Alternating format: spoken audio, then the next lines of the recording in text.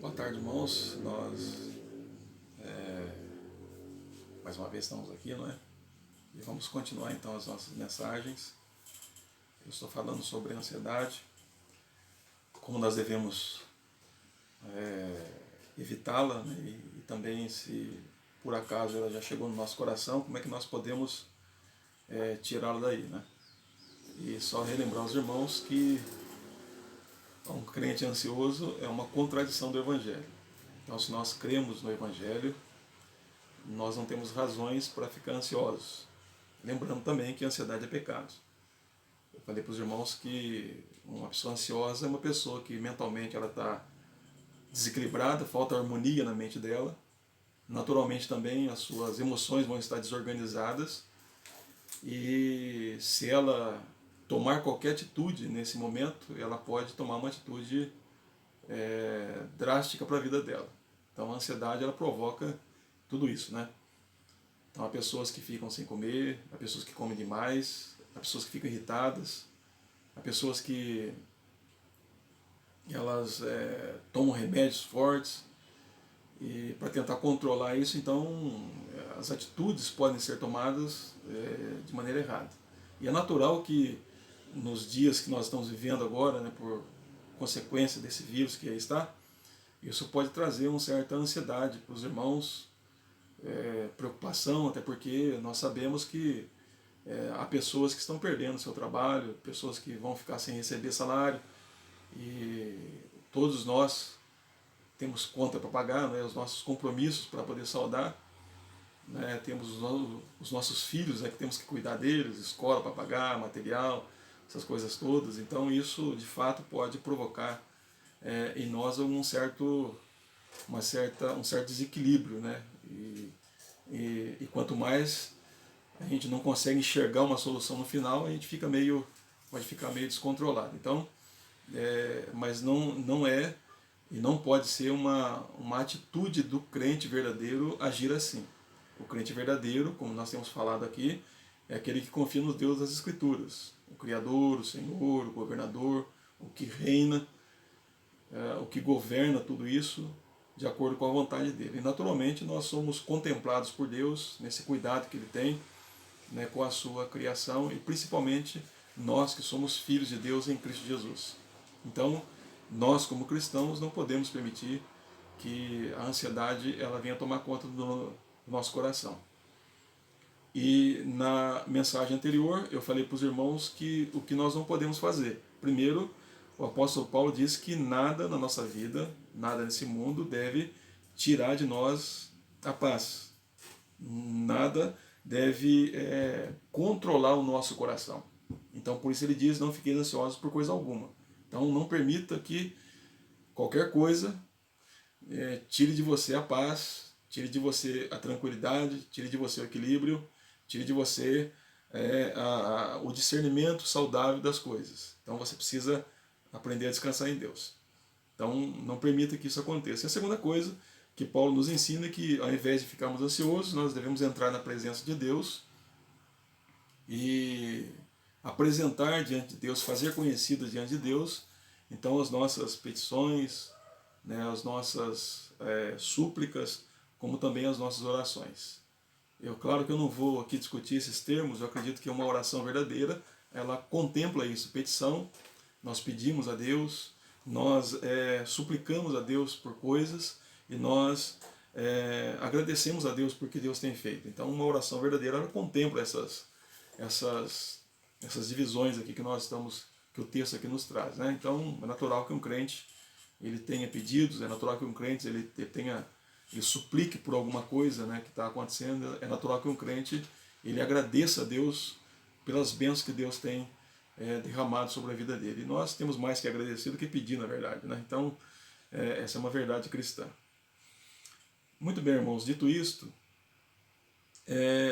existem coisas que nós podemos fazer e tem coisas que nós não podemos fazer.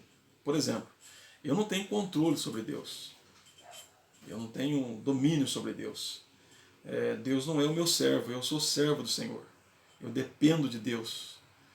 Então, não sou eu que controlo Deus, ou que pego as mãos de Deus e conduzo essas mãos aonde não é assim que funciona. Então tem coisa que eu não posso fazer. Então nesse sentido aqui, Paulo diz aí no verso 7, então lá no verso 6 ele diz que o que nós não devemos e que nós não devemos fazer e o que devemos fazer.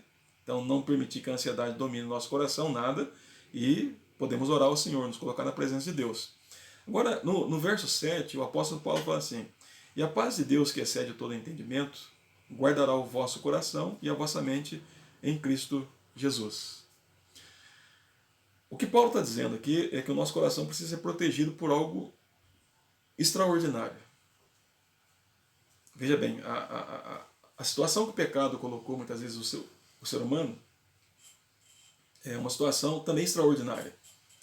Porque vamos dizer que o pecado ele desequilibrou a essência humana. Ele rompeu a nossa comunhão com Deus, ele rompeu a nossa comunhão com a criação que Deus trouxe à existência, ele rompeu a nossa comunhão uns com os outros. Então o pecado ele trouxe o desequilíbrio.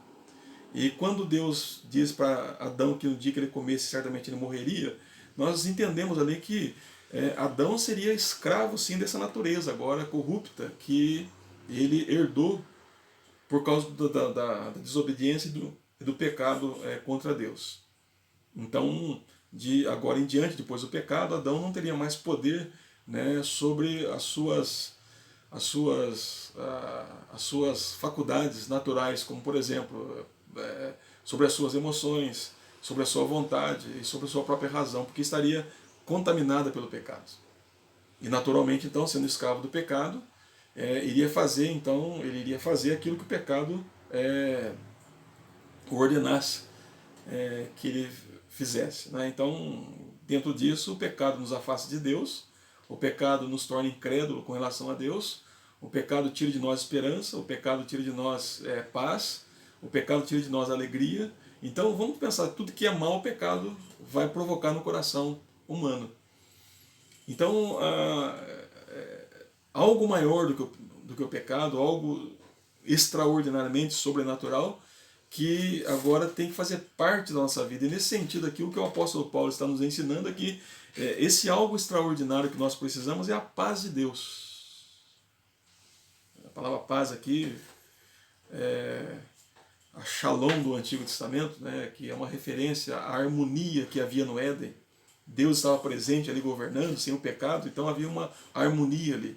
Uma harmonia entre Deus e o homem, uma harmonia entre Deus e a natureza, harmonia entre o ser humano com o ser humano. Então, ali no Éden, eles desfrutavam do equilíbrio, né, da harmonia do próprio Deus reinando ali ali no Éden.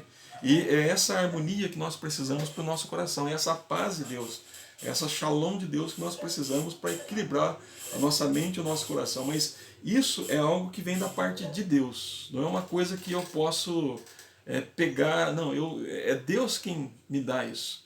Então, o que o apóstolo Paulo então ensina é que nós não devemos permitir então que a ansiedade tome conta do nosso coração, nós devemos colocar na presença de Deus ou fazer conhecido as nossas orações diante de Deus. Ele diz: e a paz de Deus, que excede todo entendimento, guardará a vossa mente e o vosso coração em Cristo Jesus. Então, veja bem, o que Deus faz então quando nós confiamos nele?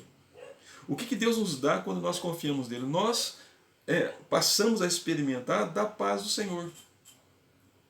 E quando ele diz que é uma paz que excede todo o entendimento, é que é uma paz que você percebe ela, você experimenta dela, algo que te controla, algo que coloca a sua mente, o seu coração, né, em harmonia, você não fica em pânico, você não entra em desespero, você não fica, e agora como é que vai ser amanhã? Não, você fica tranquilo, descansando no Senhor. E ela excede por quê? Porque nós experimentamos disso e muitas vezes nós não sabemos explicar como é que é isso. Claramente. Como é que você consegue ficar tranquilo, como é que você consegue ficar contente, como é que você consegue ficar despreocupado, mesmo que o mundo esteja caindo ao seu redor.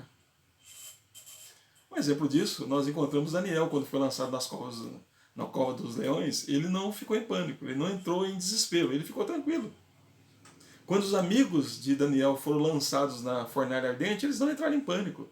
Eles foram lançados e estavam tranquilos, caminhando no fogo, né, ali com o Senhor, e o Senhor junto com eles, e eles estavam tranquilos. Percebe como é que é? Você fala, nossa, mas foi lançado no fogo e não estava. Não, eles estavam tranquilos. O apóstolo Paulo, quando foi levado para a morte, ele sabia que ele iria ser decapitado. Ele escreve a segunda carta a Timóteo, dizendo que ele estava indo para receber a coroa da justiça, e ele estava contente, ele estava tranquilo. Ele fala que ele combateu o bom combate, né, cumpriu a carreira que Deus havia dado para ele, que agora ele ia receber a coroa de paz. Então ele estava indo para a morte, estava tranquilo, tranquilo. E essa tranquilidade, ou essa paz que Paulo experimentou, que Daniel experimentou, que os amigos de Daniel haviam experimentado, é a paz de Deus, que estava tomando conta do ser deles, do coração deles. Então o apóstolo Paulo nos ensina, irmãos, que Deus tem para nós essa promessa da paz dele, que ele despeja sobre o nosso coração. Então essa paz ela vai dominar o nosso coração e vai também dominar a nossa mente. E por que isso? Porque quando nós estamos preocupados, nós começamos a imaginar como é que eu vou resolver, como é que vai ser amanhã, o que eu tenho que fazer, e agora, e isso aqui, como é que eu vou pagar essa conta, como é que eu vou cumprir esse compromisso? Então, naturalmente a mente começa a trabalhar e a mente começa a provocar em nós uma certa desarmonia emocional, até uma desarmonia física muitas vezes, né? Por isso que eu falei que tem irmãos que param de comer, tem pessoas que comem demais, né? Tem pessoas que ficam irritadas. Então, mas quando Deus então derrama da sua paz sobre nós, o que ele faz então? Ele guarda o nosso coração, ele guarda a nossa mente em Cristo. Em Colossenses, nós temos ali que o testemunho de Paulo, quando ele diz que nele foram criadas todas as coisas, as visíveis, as invisíveis, sejam tronos, sejam principados, quer potestades, tudo foi criado nele e para ele. E nele tudo subsiste, para mostrar então que nós dependemos 100% de Cristo Jesus. A nossa vida está amarrada em Cristo.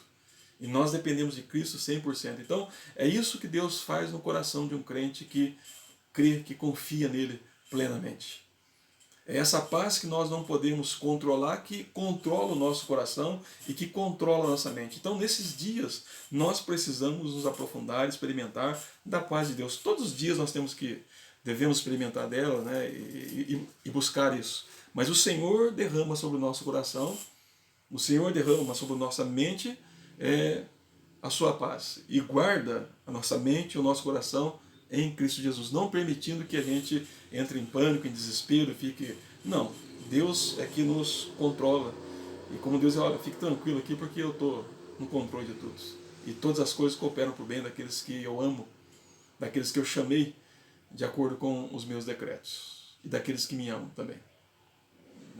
Todas as coisas contribuem, Deus age por meio de todas as coisas para, então, para o nosso próprio bem. Então Paulo diz que aquilo que nós não podemos fazer, Deus faz, derramando a paz dele sobre nós e dominando o nosso coração. Lá em Mateus, irmãos, o Senhor Jesus, quando está instruindo os seus discípulos, orientando eles e ensinando eles, Jesus fala sobre isso. Mateus capítulo 6, vocês podem acompanhar comigo aí alguns versos, né, que nós vamos ler aqui.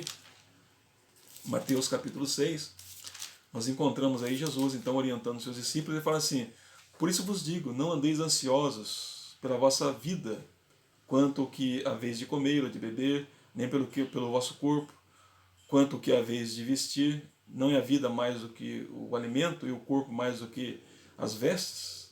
Ele diz: observai as aves dos céus, não semeiam, não colhem, não ajuntem celeiros, contudo vosso Pai Celeste a sustenta. Porventura não valeis vós muito mais do que as aves? Veja bem, a expressão que Jesus usa aqui bastante é vosso Pai Celeste. Vosso Pai Celeste, vosso Pai que está nos céus. Observe que Jesus está inculcando na mente dos discípulos que agora nós estamos num estado de filiação com Deus e uma filiação ímpar. Lembrando que em Cristo Jesus, nós somos herdeiros de Deus e co-herdeiros com Cristo. Deus é o nosso Pai agora. Né? Então ele diz aí, olha, vocês não devem ficar preocupados, porque Deus sustenta as aves do céu, não vai sustentar vocês que valem mais do que as aves?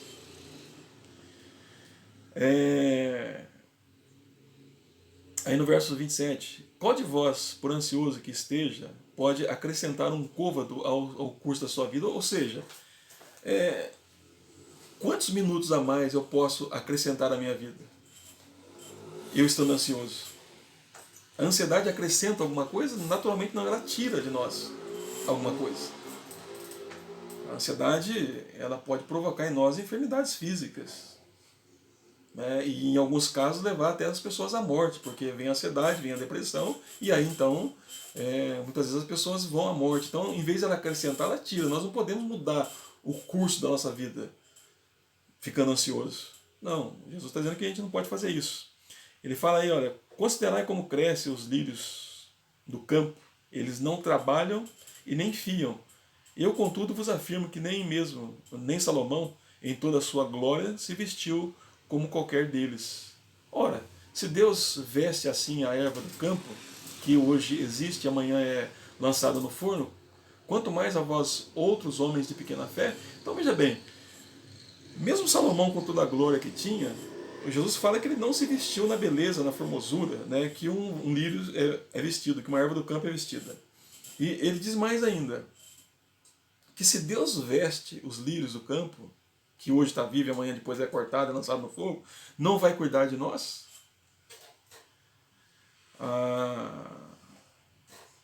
Aí no verso número 32 fala assim, porque os gentios é que procuram essas coisas, pois vosso Pai Celeste sabe do que necessitais, ou sabe que necessitais de todas elas. Veja que Jesus diz, olha, quem busca essas coisas, quem fica ansioso pelo que comer, pelo que vestir, pelo que beber, né, pela vida, é o gentio. O gentio é quem não é crente. Lembrar que naquele período o povo de Deus era o judeu e aquele que não era povo de Deus era os gentios. Então gentio significa que não é crente. Então, o que ele está dizendo aqui? Que o crente, o não crente, é que fica preocupado e ansioso com essas coisas. E aqui está uma nota de exortação para nós. Veja bem, quando você fica ansioso por qualquer coisa, que você perde o sono, perde o alimento, fica irritado, quando você toma decisões precipitadas, porque você não confia em Deus, você está demonstrando que você muitas vezes não é um crente. Ou que você é um crente, mas agindo como um não crente. Porque Jesus disse que o nosso Pai Celeste, Deus o Pai, sabe do que nós precisamos. A hora que nós precisamos, o momento que nós precisamos. Então, o que Paulo nos ensina, juntamente com Cristo, é que nós precisamos aprender a confiar em Deus, a descansar em Deus, no nosso Pai Celeste. E ele diz aí que em vez de nós ficarmos ansiosos, de novo, né, então buscai primeiro o reino de Deus, né, buscai em primeiro lugar o seu reino e a sua justiça, e todas estas coisas vos serão acrescentadas, comida, bebida, vestimenta, né, e o cuidado da vida, Deus há de acrescentar para nós. Isso quer dizer o seguinte, que em vez de eu ficar ansioso, eu vou aperfeiçoar a minha comunhão com Deus. Eu vou estreitar a minha comunhão com Deus. Eu vou, vamos dizer assim, eu vou cada vez mais buscar ter uma íntima, profunda comunhão com o Senhor, uma intimidade maior com Deus. E quando nós fazemos isso, que nós nos preocupamos mais com a glória de Deus, quando nós temos mais prazer em Deus, essas coisas naturalmente virão e nos alcançarão, conforme Deuteronômio 28. Né? Elas virão e nos alcançarão. Essas bênçãos virão e nos alcançarão. Então, o crente verdadeiro, é isso que ele faz em momentos de crise. Ou seja, tanto em momentos de crise como não, ele sempre busca estreitar a sua comunhão com Deus. E nós fazemos isso, irmãos, tendo mais prazer em Deus. E é por isso que Paulo diz, alegrai-vos sempre no Senhor, outra vez vos digo, alegrai-vos no Senhor. Então nós devemos ter a nossa alegria em Cristo. Cristo tem que ser o nosso maior prazer. Cristo tem que ser a nossa maior alegria. A minha preocupação maior na vida tem que ser estreitar o meu relacionamento com Cristo, conhecê-lo cada vez mais. Conhecê-lo cada vez mais. Então Paulo diz que essa paz de Deus, ela virá, ela vai tomar conta da nossa mente e do nosso coração. E do nosso coração. Ontem eu estava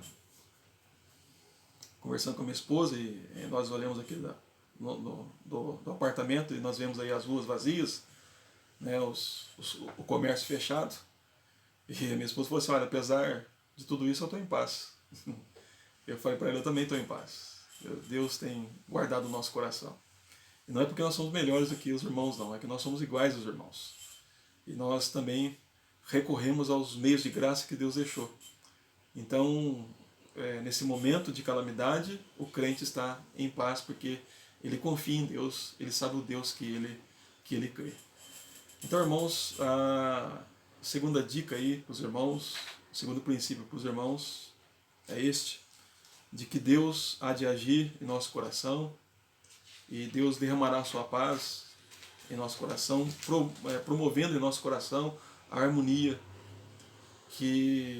o equilíbrio que nós precisamos, tanto racional como emocionalmente, e isso nos ajudará a tomar as decisões corretas diante do Senhor.